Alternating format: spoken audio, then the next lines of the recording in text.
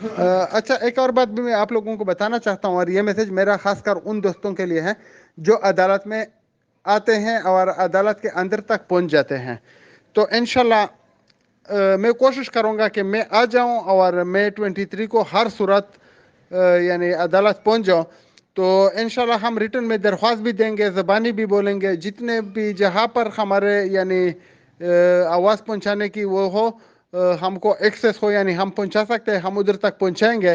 اور ہم ہر فورم پر یہ بولیں گے کہ سیف الرحمان کو اس وقت تک جیل میں ڈالا جائے جب تک ہمارے حقوق ہم کو واپس نہیں ملتے، کیونکہ بقول اس کے وکیل کے اس کے زندگی کو خطرہ ہے.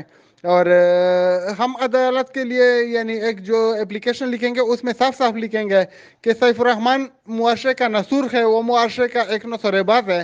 تو پولیس کے سامنے تو ایک نوسر باز قتل ہو جائے گا اگر یہ قتل ہو گیا، یا پولیس کے سامنے تو ایک ٹک قتل ہو جائے گا، اس کی کوئی اہمیت نہیں ہوگی.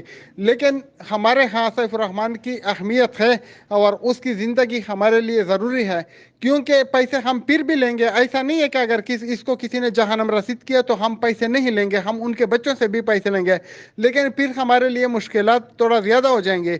تو اس لیے ہم عدالت عالیہ سے، سپریم کورٹ سے، تمام اداروں سے، ایف آئی اے سے، ایس ای سی پی سے، نیب سے، جتنے بھی ادارے ہیں، ہم ریکویسٹ کرتے ہیں کہ حکومت کو لکھ کے بھیجیں، اداروں کو لکھ کے بھیجے، عدلیہ کو لکھ کے بھیجے کہ سیف الرحمان کو جیل میں ڈالا جائے، کیونکہ اس کی زندگی بہت ضروری ہے. انہوں نے لوگوں کے ساتھ فراڈ کیا ہے، اور وہ فراڈ بھی لاکھوں یا کروڑوں کا نہیں ہے، اربوں کا ہے، اور وہ تقریباً 100 ارب کے اوپر ہے.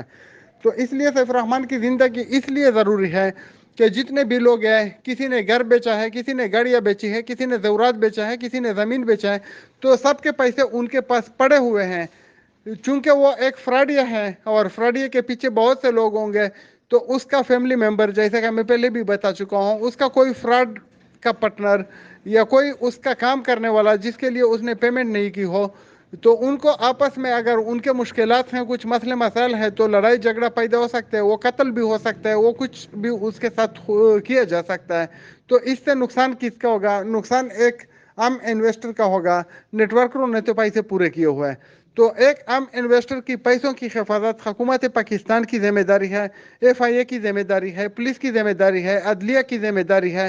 اور ہم ان سے یہ گزارش کریں گے کہ آپ لوگ اپنی ذمہ داری کو پورا کریں اور سیف الرحمان کو 100% تحفظ دیا جائے. اور 100% تحفظ کے لیے نہ تو اس کا گھر محفوظ ہے، کیونکہ اس کے گھر میں بھی اس کے گھر کا فیملی ممبر کوئی بھی اس کو کچھ نقصان پہنچا سکتا ہے. جیسے کہ سب کو معلوم ہے کہ رومیسا کے ساتھ بھی اس کے تعلقات ٹھیک نہیں ہے، اور ان کو ایک دوسرے کے اوپر اعتماد نہیں رہا ہے، عدم اعتماد کا شکار ہے، اور اس کے نوکر بھی کا میرے اعتماد نہیں ہے.